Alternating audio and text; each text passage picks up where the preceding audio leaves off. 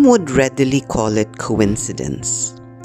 I would prefer to call it a spiritual synchronicity, the alignment of the 500 years or quintennial celebration of Christianity in the Philippines, as the Catholic Women's Club celebrates its 100 years of dedicated service to humanity in the Philippines.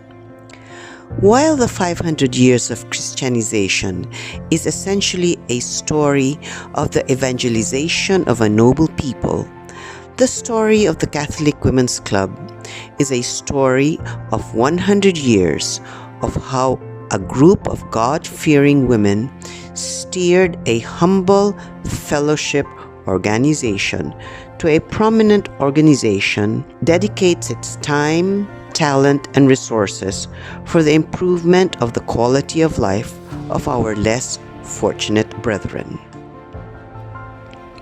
The beginnings of the organization. At the onset of the American occupation in the early 1900s, as foreigners established footage and their respective businesses in the Philippines, they formed their social support or religio-civic groups to maintain social and business relations. In the expatriate community, where Catholics were a relative minority, American and British wives sought company for social and spiritual sustenance and eventually to nourish their respective apostolate works. As they integrated themselves into the Filipino community, they began regular visits to hospitals, comforting the sick and bringing donations. It is in this milieu that the Catholic Women's Club was formally established on August 14, 1921. Then Archbishop of Manila, the Reverend Michael O'Doherty, appointed a Jesuit, Father Pendergast, as the club chaplain. In time, it has become tradition that the Archbishop of Manila recommends the spiritual advisor to the Catholic Women's Club. One of the first requests of Monsignor O'Doherty to the Catholic Women's Club was to provide financial assistance to the religious of the Good Shepherd nuns. The Good Shepherd Convent, whose primary mission at that time was to shelter unwed mothers and battered women. Today, the Religious of the Good Shepherd is one of the club's oldest beneficiaries and has hosted the club's annual Lenten retreats.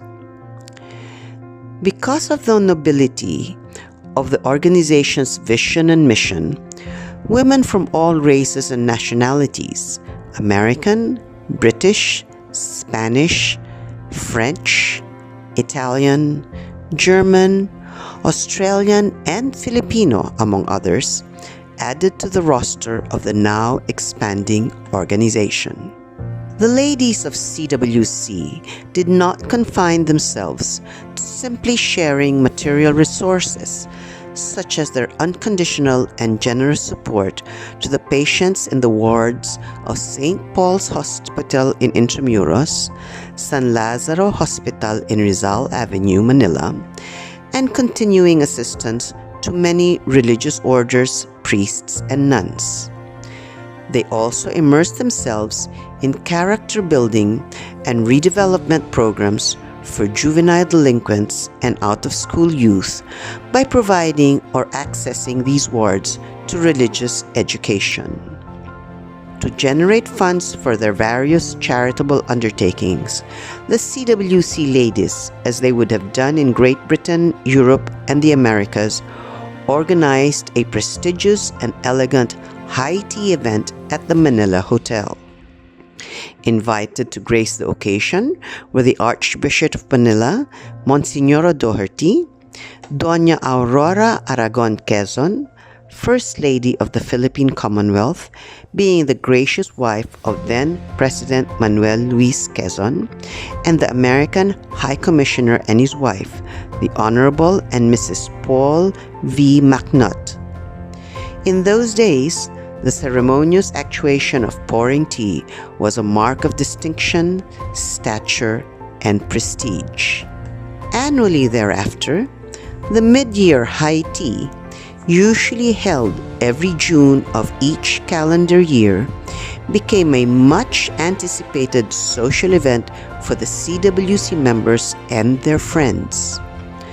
Dressed in their summer or mid-year finery, sometimes in hats and floral dresses, the CWC members brought their own tea service in elegant silverware, made their special petit fours, sandwiches, and centerpieces. Eventually, prominent performers and themed events became de rigueur in the conduct of the high tea social. During World War II, the ladies' regular charity works was temporarily halted, but a number of the members assisted the victims of the war in various capacities. They brought medicines to the wounded soldiers at the University of Santo Tomas and other hospitals.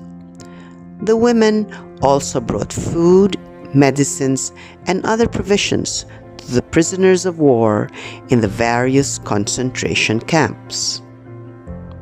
By 1947, after General Douglas MacArthur's liberation of the Philippines, the members and new recruits regrouped at the residence of the first CWC post-war president, Mrs. Mary O'Connor.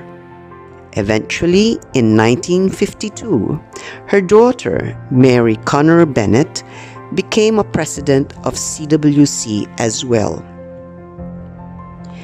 In keeping with the club's objective of upholding and promoting a balanced Christian life, priests of the Missionary Society of St. Columban, MSSC, looked after the spiritual needs and welfare of the members.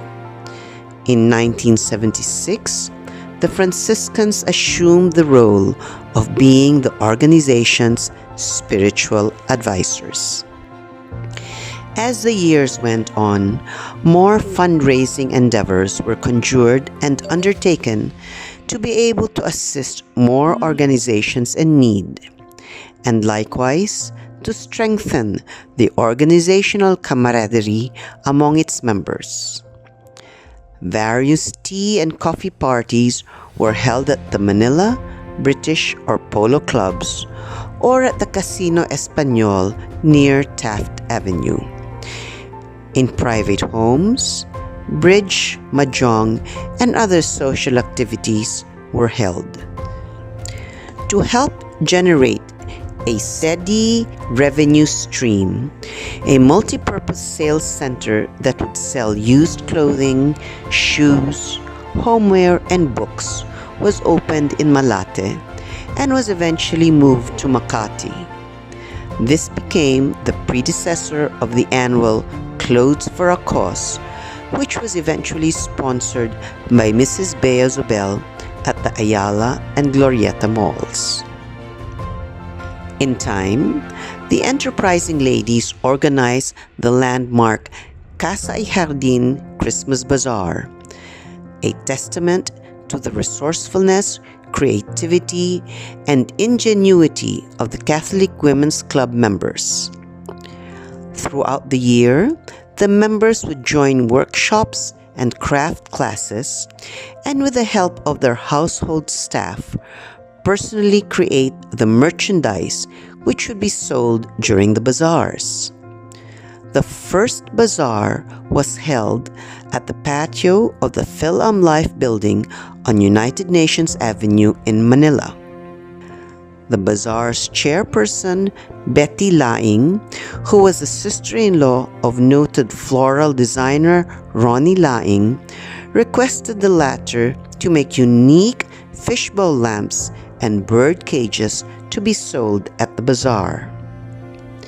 Eventually, the bazaar carried a whole array of Christmas decor, tabletop accessories, embroidered linens and homeware, homemade wines, preserves, pastries and cakes, jams, and other culinary concoctions.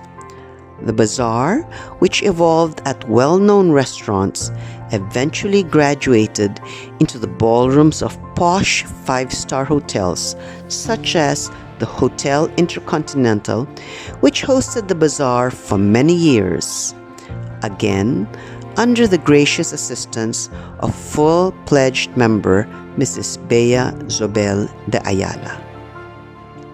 The bazaar and its members mounted the activity as early as September of every calendar year, and the club and its members became known for their various creative originals in the areas of table and wax centerpieces, lamps, wooden valets and furniture, kapis and other shellcraft, etched glass, and other unique home accessories. Likewise, it became the debut location of up-and-coming designer lines in haute couture, jewelry, high fashion bags, etc. Patrons of the bazaars would troop to the annual prestige event, grabbing holiday foods such as jamon serrano, special Christmas concoctions, pastries and fruitcakes, unique plants, toys, and other unique bazaar merchandise. The religious of the Good Shepherd became known for their jam and handmade paper products with pressed flowers. Native crafts and woven fabrics were brought in from the various provinces.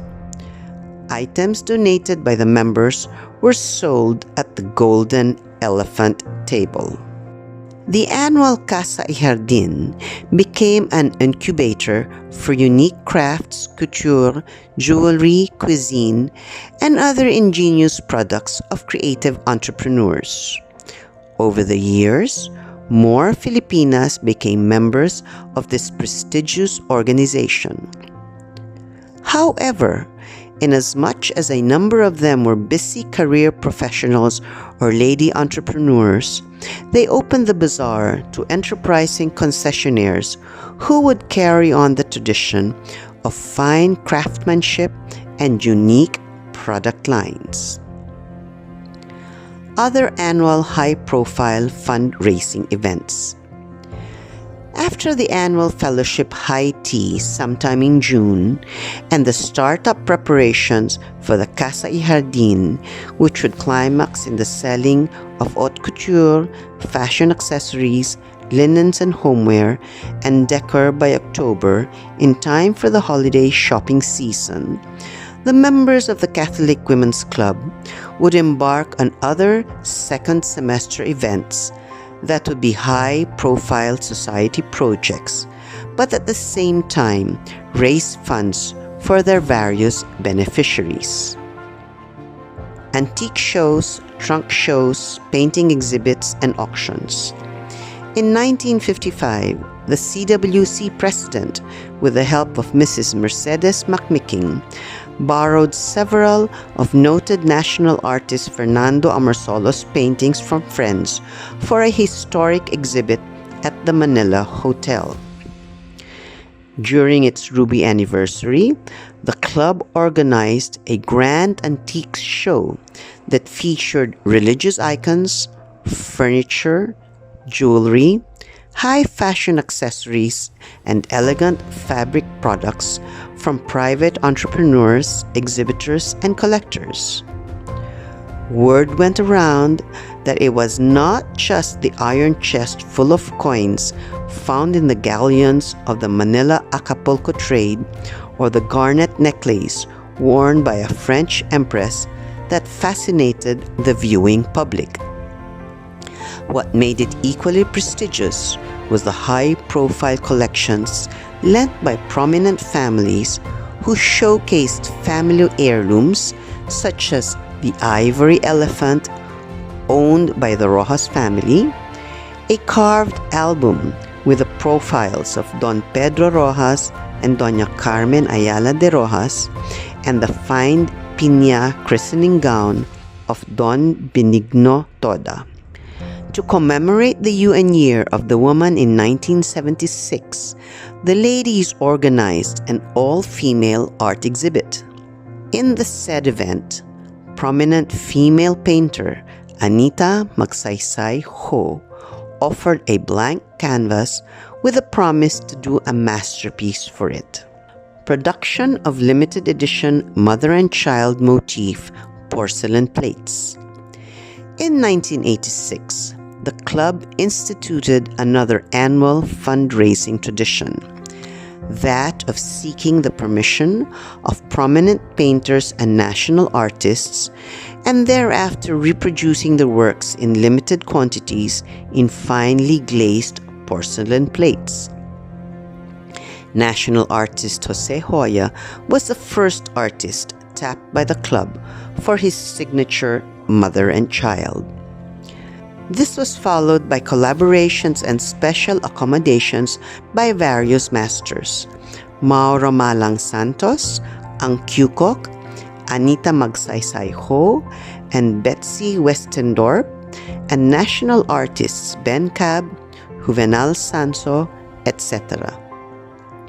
Each plate was authenticated, then elegantly wrapped and boxed and sealed with the CWC gold sticker, and sold during the annual high tea and the other gatherings of the organization.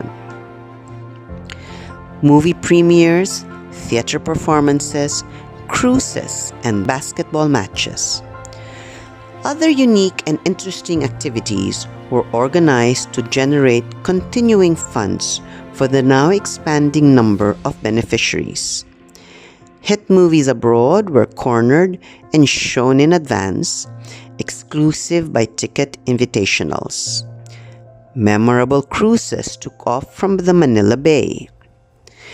In the 1980s, the club sponsored a zarzuela production at the Metropolitan Theater in the heart of Old Manila, going to Quiapo and Quezon Bridge. It also sponsored productions of the Repertory Philippines, such as the musical Little Orphan Annie. For its 70th anniversary, the club mounted a musical extravaganza showcasing the decades of its colorful existence under the direction of renowned impresario and production diva, Miss Conchita Sunico, who produced the Karilagan and other prominent high-profile events at that time. Sadly, the Grand Dame of Events production died in the midst of preparations, but true to form, the ladies were able to successfully mount the project, showing their tenacity, resilience, and creativity even at the onset of unexpected challenges. Haute couture fashion galas. It also became de rigueur that the members modeled creations by prominent haute couture designers. One of these most glamorous events was the gala of high fashion numbers by renowned couturier Ino Soto, whose creations were modeled in the lush setting of Bea Zobel's gardens. At another year, a compendium of creations of the legends, notably Pitoy Moreno, Ben Farales, Oreo Alonso, and Patis Tesoro, were showcased at the Manila Polo Club. Pitoy Moreno Fashion Show 2007. The annual September Gala Balls. In the late 90s to 2019, just before the lockdowns brought about by the global COVID-19 pandemic, Gala Ball chairpersons were nominated and appointed by the board to undertake the grand productions for the September Gala Balls. Various themes from Emperor and Empress Balls, The Great Gatsby, civilization and era-inspired parties were held at the posh Manila Club main lounge. A few years earlier, former President Solita Tangatwe mounted the Golden Years of Hollywood, with officers and members emulating the most prominent stars of Hollywood from the various eras. from the earlier Esther Williams to the golden eras of Elizabeth Taylor, Katharine Hepburn, Rita Hayworth, Ava Gardner, segueing to the decade of Marilyn Monroe and Audrey Hepburn, up to the contemporary artists of our time. On certain years, such as in 2019, the chairman at this instance, Mrs. Nene Pelim, produced excerpts of The Phantom of the Opera at the Rizal Ballroom of the Makati Shangri-La Hotel, wherein the foyer was converted into the Dungeon of the Phantom and the main ballroom into the main theater of the Opera Madeleine, where at clockwork and for the opening scene, the same chandelier that dropped from the ceiling at l'Opéra also dropped at the main stage of the ballroom, to the surprise of the guests that included former First Lady Imelda Romualdez Marcos, herself a patroness of the arts and culture. Hallmark projects: the Elsie Gatches Village and the Gawad Kalinga housing projects.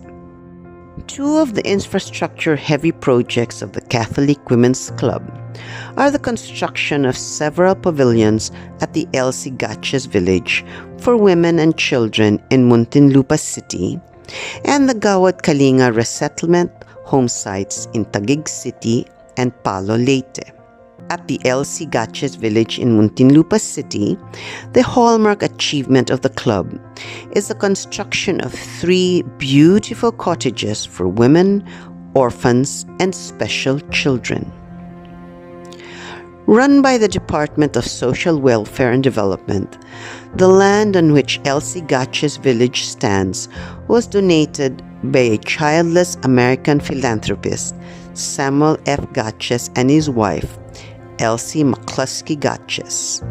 Of the 12 cottages in the village, 3 were built through the direct resources of the club, and another 3 under its auspices and duly funded by the Tambunting family, providing for a decent home for more than 600 children and adults.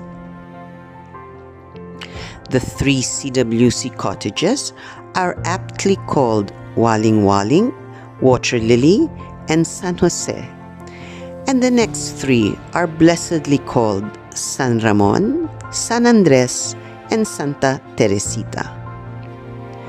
On its 90th year of service in 2011, CWC also built and turned over the 2-story Gawad Kalinga homes to 38 families in Taguig City. In 2015, after the onslaught of the powerful typhoons, CWC and friends built 80 Gawad Kalinga homes for the ravaged families in Palo Leyte. The Catholic Women's Club Educational and Scholarship Program.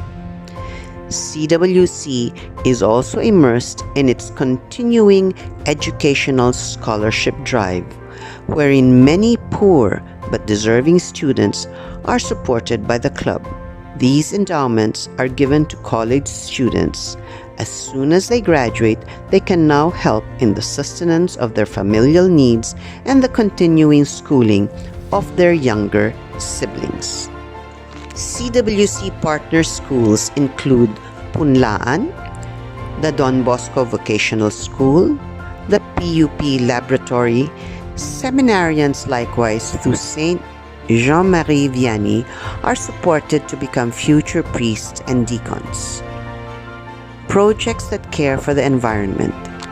In partnership with the Winner Foundation, the Arroceros Park in Manila was planted with 900 trees in celebration of CWC's 90th anniversary. Addressing the challenges of the 2020 COVID pandemic. Today, as CW celebrates 101 years of selfless service, it is likewise at the forefront of pandemic mitigating activities as it helps cushion the impact of COVID-19 in our respective communities. In celebration of a centennial and beyond of charitable undertakings, CWC pursues its mission ever vigorously by helping a number of institutions in the service of the poor and destitute. At high points during its 100 years of existence, the CWC was providing financial and logistics support to more than 80 religious and lay institutions and beneficiaries. Ever consistent with the mandate of their missionary work, the ladies of the Catholic Women's Club are steadfast in their determination to help those who are economically deprived, victims of injustice and oppression, and all those who have not been given ample opportunities because of their station in life. While the more senior members of the club relentlessly pursue its ongoing projects with youthful vigor, husbands and second-generation daughters have started to come to the fore, bringing in new ideas, new systems, and continuity mechanisms in the organization. Beyond its 101st year of dedicated service to the less fortunate, the spirit and the work of the Catholic Women's Club lives on to lovingly care and generously share.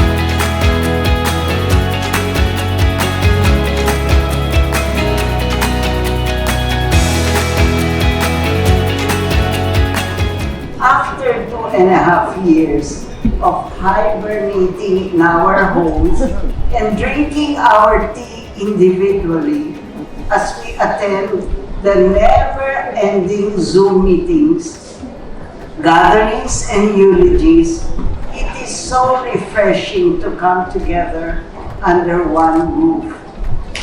With the gentle blowing of the easterly and afternoon winds here at the Alabang Country Club, as we once again resume our face-to-face gatherings.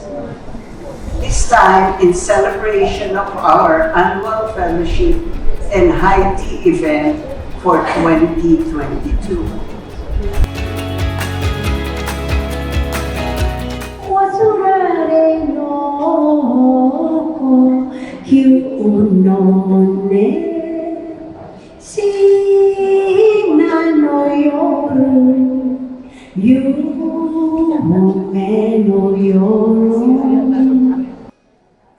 Okay, the chado, also known as the chadoyu, and commonly referred to as a Japanese tea ceremony in English, and it's a spiritual and aesthetic discipline for the refinement of the self, known in Japanese as do, a way. The word chado means the way of tea, so cha means tea. Okay. This way called the chado centers the activity of host and the guest spending a mutually heartwarming time together over a bowl of matcha tea. The host aims to serve the guest an unforgettably satisfying bowl of tea, and the guest responds with thankfulness. So both of them realizing that the time shared can never be repeated, that it is the once-in-a-lifetime occasion. And the ideals underline the way of tea known in Japanese as wa kei sei jaku. Next slide, please. Okay, so wa means harmony. Actually, the screens over there on the stage has got the same wa kei sei jaku. Okay, and the K means respect. Respect both host and guest. And sei means purity, which doesn't only mean physical cleanliness, but also the purification of spirit. And jaku means tranquility, the serene state of mind.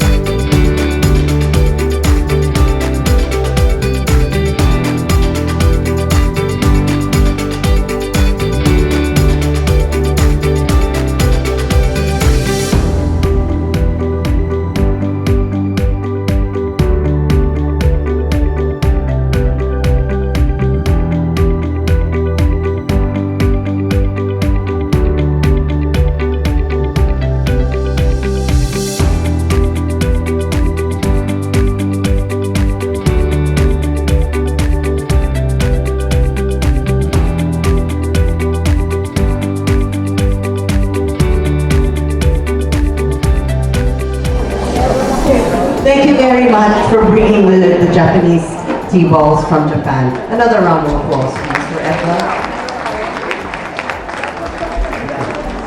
Okay, now, so you saw a Japanese tea table. If you will notice, we have 4 tables beside the stage. May I quote, we have a Chinese tea table. Thank you, Ato. We have an Indian, we have a British, and we have a Filipino. May I call on co-chair Ning Ning Del Campo, who set our Chinese table. Please stand by the Chinese table. It is beautiful. For the Chinese table, Ning Ning used part of her blue and white Qing dynasty jars to set the theme. So they're blue and white. She used her antique brass Chinese teapot collection, her blue and white porcelain tea set from China. She also used chrysanthemum flowers for the Chinese setting with a touch of moth orchids, popularly known as Phalaenopsis orchids. The table takes inspiration from India's distinct and vibrant style, which proudly boasts of its rich cultural heritage and renowned colorfulness. So as you can see, it is actually very, very colorful. And she has included some bags, right? Suman, you have included bags. So lovely. And there is jewelry also. Yes, she's hung some jewelry on the lamps and lovely silver containers. Beautiful. And of course, take a look at Suman herself. All right, look at her outfit and jewelry. So, thank you very much, Suman. She set her table for an English high tea. It's a setting of an English garden. It's a simple setup with the focal point on the tea service and its sandwiches. There is a menu card for the guests to know what they are eating. Okay. Thank you, Isa. Now for the Filipino table, you will notice she used a brown jar reminiscent of the Sung dynasty that the Chinese traders brought to the Philippine shores. Yes, Pam is pointing it out. She also used, and this is an advertisement, right, Nick? She used our CWC plates featuring our famous Filipino artists, the likes of Amor Solo, Manansala, Ang Kyukok, Anita Magsaysay Po, and Lydia Velasco.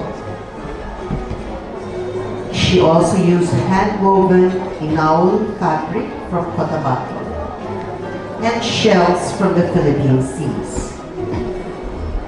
While setting a Filipino tea table, you may also include the use of Filipino bamboo poles, tropical foliage like the palmera and birds of paradise.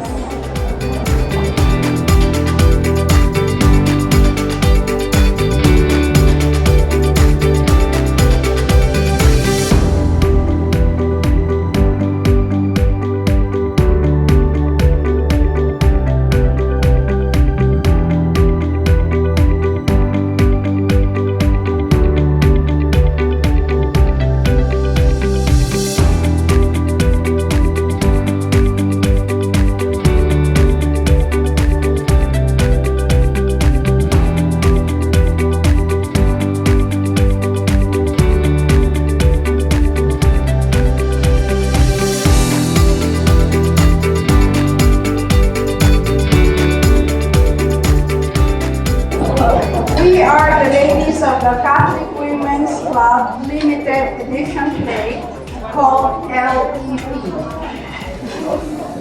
Presenting my co-chairs, Marites Binera to my left and Dr. Dizan to my right. We will soon be joined by our new members, Baby Hidalgo, Baby Tan, and Nikki Valerio.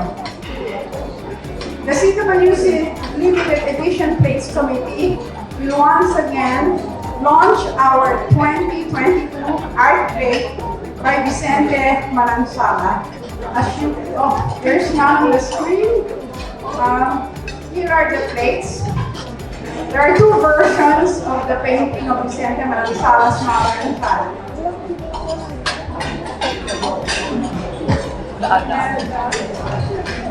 And then we will also relaunch our Centennial 2021 limited edition plate by no less than national artist Ang Pupo.